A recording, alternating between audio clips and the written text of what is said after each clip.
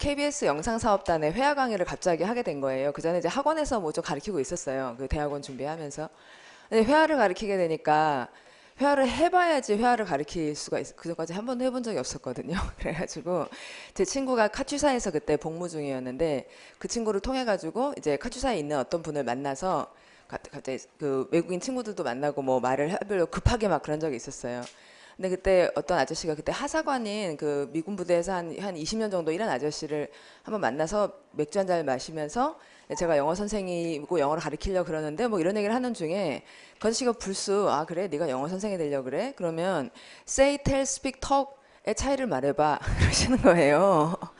그걸 알아야 돼 이러시는 거예요. 그래서 그 굉장히 인상적이었어요. 근데 다 말하다라는 동사인데 이 네 개가 어떻게 다르냐 그런데 뭐 전혀 그냥 다 말하다일 뿐이지 전혀 구분을 못하는 거죠. 근데 이제는 뭐 잘할 수 있습니다. 예. 자 어떻게 다르냐면 일단은 이렇게 둘로 나눠서 이제 say하고 tell이 이제 훨씬 많이 쓰는 말이잖아요. 근데 이 단어들 다음에는 대절을 쓴단 말이에요. 그 어저께 우리가 have 다음에 대절을 쓰느냐 이런 얘기를 했었어요. have 다음에 주어 동사 플러스 알파 이런 대절 생략하고 뭐 어쩌고 이런 게 된다 안 된다 안 된다. 예. 그러니까 여기서 이게 안 되는 것을 우리는 이제 have는 뭐 몸으로 하는 거 아니냐 갖는다 보낸다 이런 얘기를 했었는데 그 얘네들은 말을 한다는 동사이지만 이 다 말하다니까 그게 어떻게 구분했냐면 이제 이 말의 내용을 다 얘기할 때는 이 두 개 중에 하나로 고르고 얘네들 다음에는 대절을 쓴다 안 쓴다 제가 지금 하는 말 이거 안 쓴다는 거예요. 예, 대절을 안 쓴다는 거예요. 그도 그럴 것이 이제 대절을 다 같이 써서 말할 것 같으면 동사가 네 개나 필요하지가 않은 거예요. 그래서 대절로 그 내용의 자세한 설명을 할 때는 둘 중에 하나를 고르는 거고요. 이 다음은 대절로 바꾸지 않습니다. 우리가 어릴 때 이런 얘기 하나도 못 배웠는데 왜 불평하다라는 동사 complain 같은 경우는 불평했으면 됐지 뭐 이런 불평 저런 불평 이렇게 구분을 안 하는 거예요.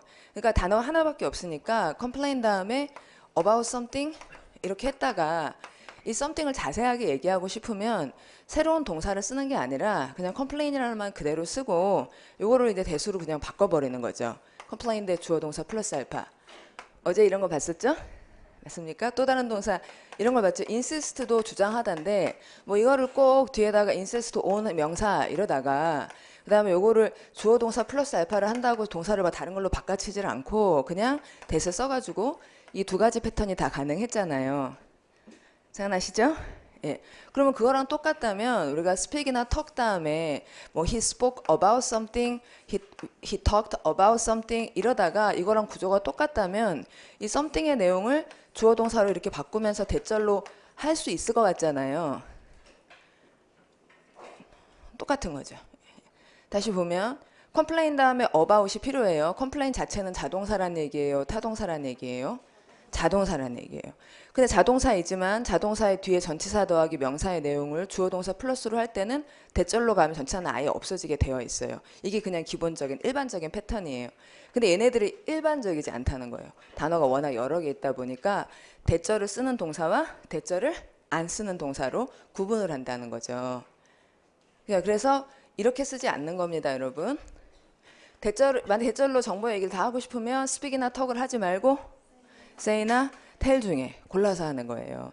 그래서 일단 얘네들은 기본 대절을 쓰지 않고 그 말의 스타일이 어떤지만 얘기하고 간단하게 전치사 더하기 명사 이렇게 써가지고 간단하게 얘기를 이렇게 좀 정리해서 말할 때 쓰는 거고 자세한 얘기를 할 때는 say 아니면 talk을 고르는 거예요.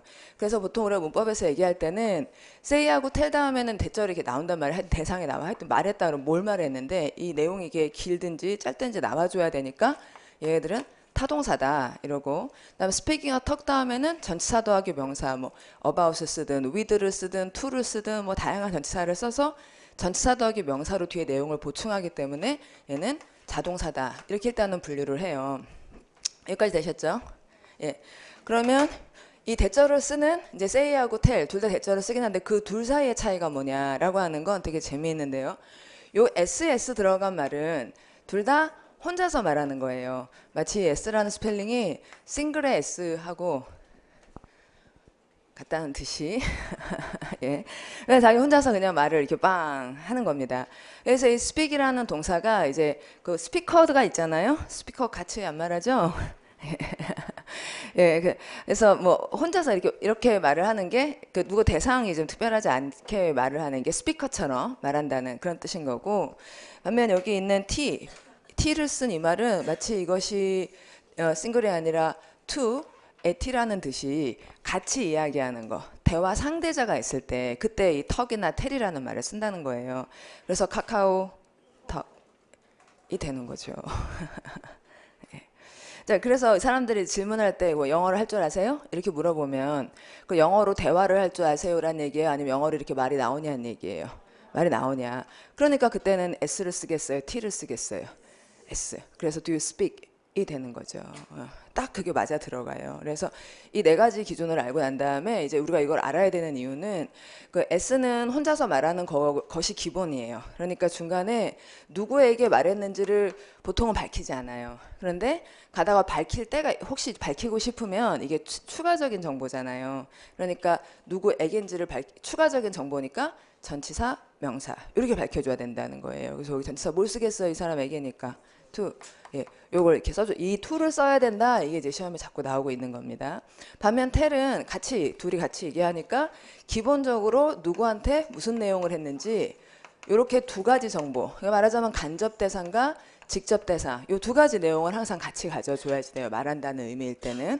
예, 그래서 일단 say하고 tell에 대해서 여기까지는 되셨죠? 예, 문제는 뭐냐면 저에게 여기까지는 할 수 있는데 말하다라는 굉장히 많은 단어들 중에서 어떤 애들이 대절을 바로 갖고 어떤 애들은 somebody 대절을 갖고 이러는지를 구분하라고 우리한테 물어볼 거 아니에요. 물어봅니다, 여러분. 예. 그래서 예를 들어서 explain이라는 동사 시험에 굉장히 많이 나온 단어예요. 그래서 우리가 잘한다고 생각하지만 예전에 한번 우리가 explain에 대해서 이런 거 이제 해도 잊어먹는데 explain about something 이래야 돼요. explain something 이러는 거예요. something 이렇게 돼야 돼요. 그러니까 설명했어. 그러면 뭐 이렇게 말해야지. 그 뭐에 대해 이런 말이 구구하다는 거예요. 쓰지 마라. 그래서 이런 걸 공부할 땐 여러분이 about 안 됨, 뭐라든지 여기다가 about 안 됨 이렇게 자꾸 연습을 할 필요가 있죠. 그래서 explain은 설명한다 그러면 이제 설명을 이렇게 하는 거냐, 아니면 누구 이렇게 놓고서 이 사람에게 이렇게 찬찬히 얘기를 하는 거냐, 이걸 암만 생각하려고 그래도 이것도 되고 저도 되는 거 같잖아요. 예, 그래서 이제 우리가 공부를 해야 되는 거예요. explain은 이제 기본적으로 say 타입 동사여서 누구에게라고 말하려면 to somebody 이렇게 해야 되거든요.